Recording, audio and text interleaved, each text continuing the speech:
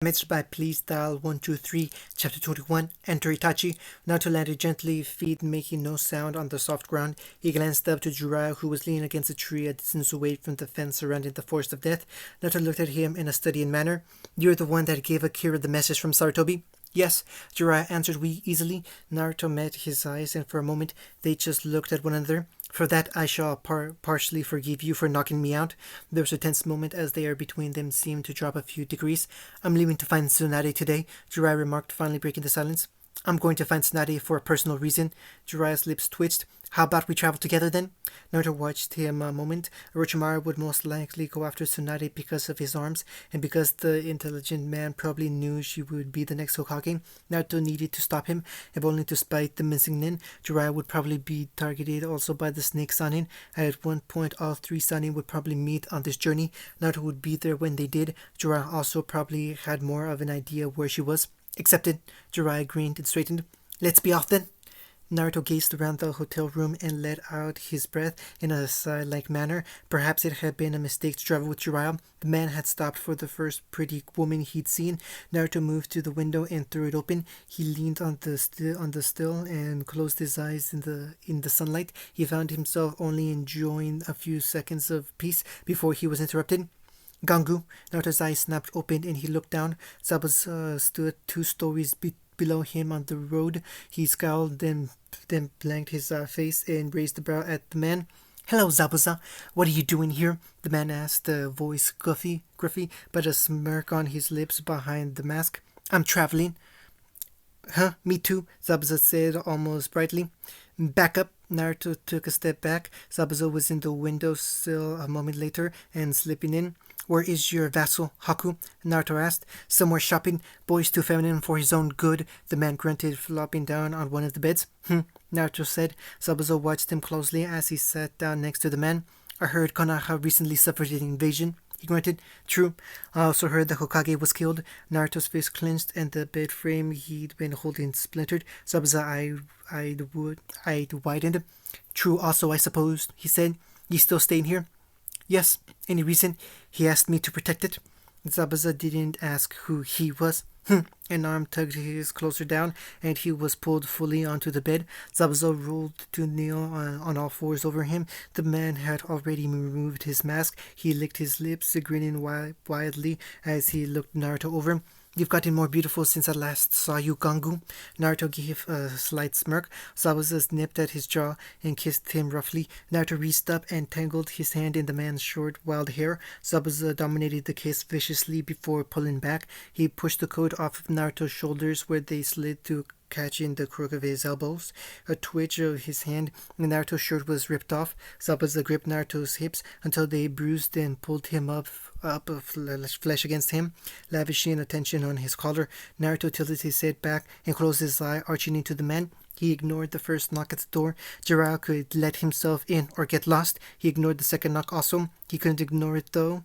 When the door opened, Naruto glared at the open door, hoping Jiraiya would get the hint and leave. He blinked in surprise as he saw a tall man with long black hair and red eyes. Besides him was an even taller man with blue skin, blue spiky hair, and black eyes. The second resembled a shark, while the first resembled Sasuke. Both wore black cloaks with red clouds.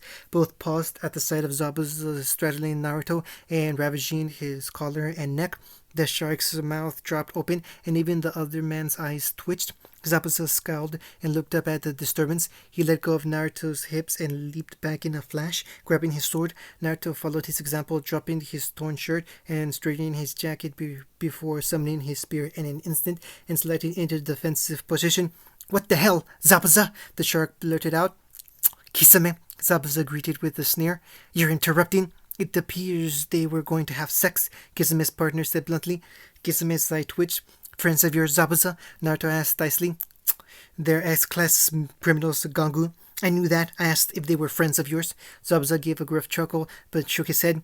"Gangu," Kisame asked in disbelief. "You call him toy?" "He doesn't care." Zabuza shrugged. "Now get lost. You're interrupting." Kisame shook his head as if to shake the thoughts away before he hefted a giant blue sword onto his shoulder. Sorry, no can do. We came for the kid. Zabuza glanced at Naruto and they made eye contact. Before the other two moved, Naruto and Zabuza darted out the window and leapt to the roof across from the inn they had been in. As they did so, a feminine boy in a kimono landed beside them, ice needles tucked between his fingers. Zabuza-sama, he greeted. Uzumaki. Naruto glanced at him, then at the two criminals who had followed them out the window. Naruto nicked his fingers and ran it down his arm as he dodged the blow from Kisame's sword. Kisame went past him, though, and engaged Zabuza and Haku. Naruto was left facing the other man. Uzumaki Naruto. Uchiha Itachi. Naruto nodded curtly, then swiped his bloody finger over his arm. In a large cloud of smoke, Akira appeared. Take him down, Naruto said curtly. Akira growled at Itachi and launched at him. Naruto right beside him, spear ready. As they attacked, Naruto noted Itachi was very, very fast, almost as fast as Naruto himself, and Naruto's muscle structure and bones had been enhanced by a demon specifically for speed. Naruto dodged the slice of a kunai and went for the man's right.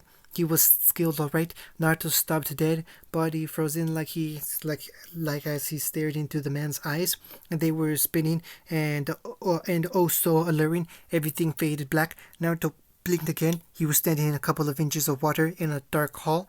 A rustle beside him made him spin. His eyes met Itachi's, though this time they were blacker than night. He dodged the punch and leapt backwards. He blinked as his back met bars. He leaned away, wearing the kick. Then suddenly, a large red paw made Itachi leap back. The paw closed around Naruto loosely in a defensive manner. You get into the worst trouble, boy, QB growled, eyes glowing from his cage. This man has the power to pull people into his mind and manipulate and torture them. Luckily I'm here. I decided to pull you both here instead. You can do that? Of course. I just reversed his own jutsu, the QB sneered.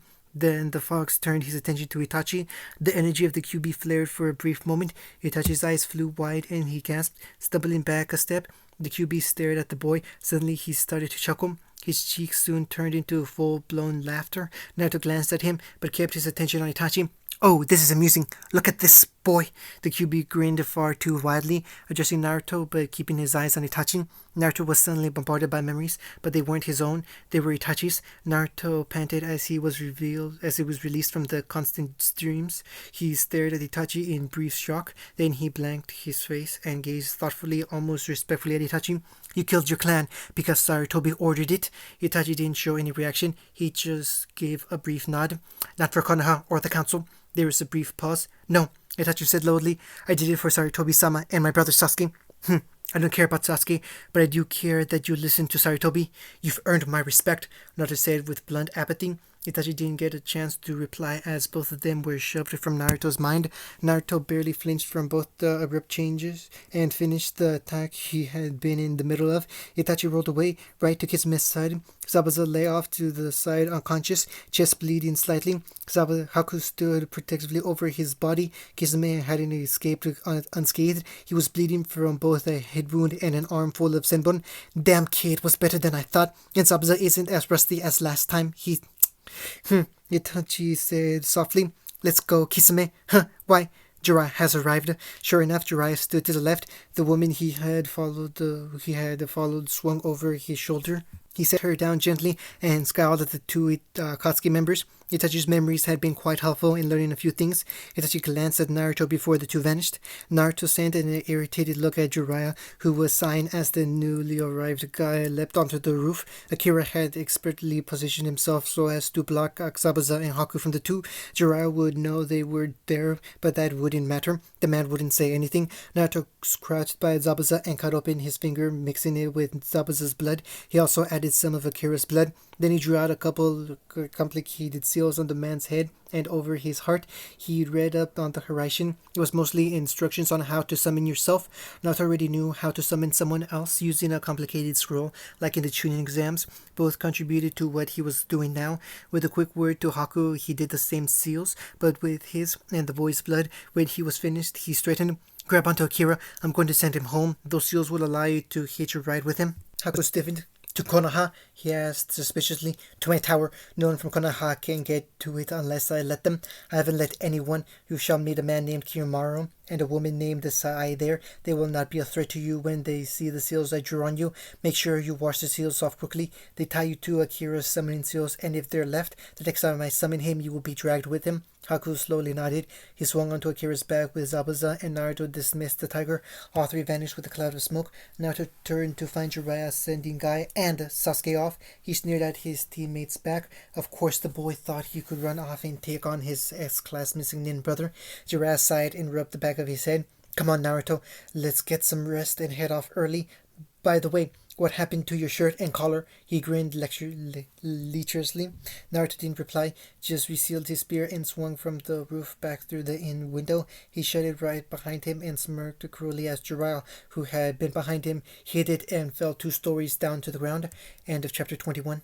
Damaged by Please Dial 123, Chapter 22, Rasenkans and Talks. Naruto looked down the street as he paused the steps. Jiraiya had already vanished with some female company again. The town they had stopped in was one Tsunade had visited recently, very recently, but they couldn't leave yet. Jiraiya had said why, but Naruto guessed it was as much because he wanted to enjoy the festival that had invaded the quiet streets. Naruto twitched as he heard cheering from a booth as a boy was handed a stuffing. He'd never been to a festival. He glanced around once again, then tugged at the sleeve of his deep blue kimono. Jiraiya had insisted he would. Truthfully, he hadn't argued. He'd never been to a festival or dressed up in a kimono. He was curious. He was bumped roughly from behind and sent to glare at the man. He blinked as the man squeaked. Kuma-sama, the man stuttered. Naruto smirked as he recognized the man from the merchant caravan from all those years ago. Never let it be said his memory was bad. He let his eyes flash red. The man bolted. Naruto smirked. Excuse me, mister. Naruto frowned and looked down at the girl tugging at his kimono. She looked about 8 with long brown hair and green eyes. Yes, he asked, voice filled with apathy. Can you help me? Help you with what? He asked. She pointed to a pink teddy bear hanging from a stand. The guy said I can't play because I can't reach the counter, but you could play for me. I even have money for the game. Naruto looked at her a moment, then walked up to the stand. The girl slapped the money on the counter, and the man behind smirked, handing Naruto 3 rings. Get them on the target and win a prize. He grinned. Naruto inspected the rings. They were soft, almost sponge-like. They would bounce easily. They'd probably bounce right off the hooks. He tossed them at civilian speed. Soon all 3 were hanging from the rings. The man was staring. Naruto plucked the pink teddy bear from the prize rack and tossed it carelessly to the girl. She beamed at him. Thanks, mister. He nodded and turned away. He found himself walking with the old man from years ago when he'd saved the merchant caravan. This was the old man who had respected him. It is good to see you, Akuma. I see you are still doing good deeds, which are outnumbered by the bad, he said evenly. The old man chuckled. You're still wearing the beads we gave you, he said softly. Naruto nodded, beads in his hair clacking against one another as his hair was loose. You could imagine my surprise when we reached Konoha 2 years ago and the reward for a group of bandits had been given to us. Naruto shrugged. He hadn't wanted the money. The old man smiled up at his face. You'll do well in life, Akuma. Perhaps. The man laughed, and Naruto found himself spending the night with the old man, listening to his stories and tales. For once he felt like a normal person, listening to an older stories and even smiling. And here, Jiraiya said with a predatory grin. Naruto followed him into the bar, scanning the place for any threats. Sitting in one booth were 2 women. One had blonde pigtails and the other had short brown hair. A pig in clothes sat with them. The blonde was sipping sake while the other sipped a tea. Jiraiya plopped down right beside the blonde. Hello, Tsunade. Jiraiya, she greeted with narrowed, suspicious eyes. Her whole demeanor shouted caution and suspicion. Her eyes then darted to Naruto. They widened. Hey, you're that kid. Shizune's eyes also widened as she took his appearance in. Then she smiled softly, relaxing slightly. Jiraiya blinked and looked back at him. You know each other? Naruto shrugged very slightly. What are you doing here? She growled at both of them. I'm here to get you to come back to Konoha. It's been decided that you'll be the 5th Hokage. There was a thick silence. No, Tsunade said, simply sipping at her saucer again. Jiraiya sighed. And are you here to persuade me, kid? Tsunade asked, eyebrows raised. No, Naruto said icily. You could help a little, Jiraiya said pitilessly. No, for all I care, Konoha could rip apart and burn, Naruto said evenly like it was nothing more than the weather being discussed. Then he turned and walked out the door. He found out what he needed. Orochimaru had already seen her. His smell was lingering, and the other business he had with her needed to be done without Jiraiya listening in and watching. Naruto stepped out of the pub into the crisp air of the street. He gazed at the sky and almost sighed. Hey, kid, he looked to the side to see a man pulling a box from his pocket. Looked like you could use a smoke. Want one? Naruto gazed at the box before plucking one and sticking it between his lips like the man. The man coughed a chuckle and struck a match, lighting the tip of his cigarette. Naruto snapped his finger under his, and a tiny flame sprung up. Kyuubi had top-notch control over fire. Naruto found he could borrow that control when he wanted. He preferred his own abilities, though, and rarely used Kyuubi's. You must be one of those ninja folk, the man coughed, inhaling on his smoke. Yes, Naruto said softly. Enjoy your work? Yes.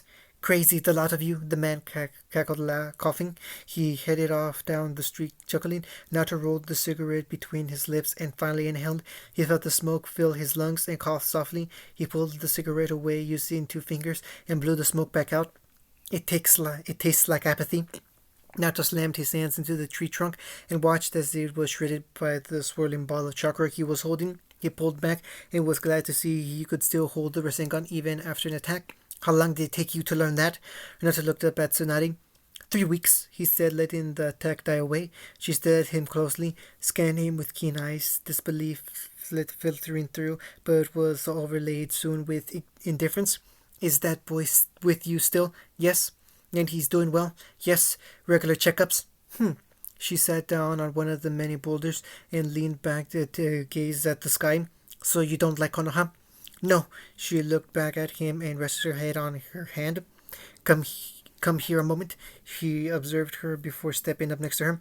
May I see your eye? He flipped the eye patch up. She reached out, fingers going to brush against the scars. At the last moment, she pulled back. Who did this to you? Konoha, he said with nothing but bitter apathy. She flinched. And yet you still stay there? Yes. Why? He gazed at her and pondered what to tell her. Certain people there, they earned my protection. She nodded slowly. Do you think they earned my protection? She asked. Naruto pinched his lips.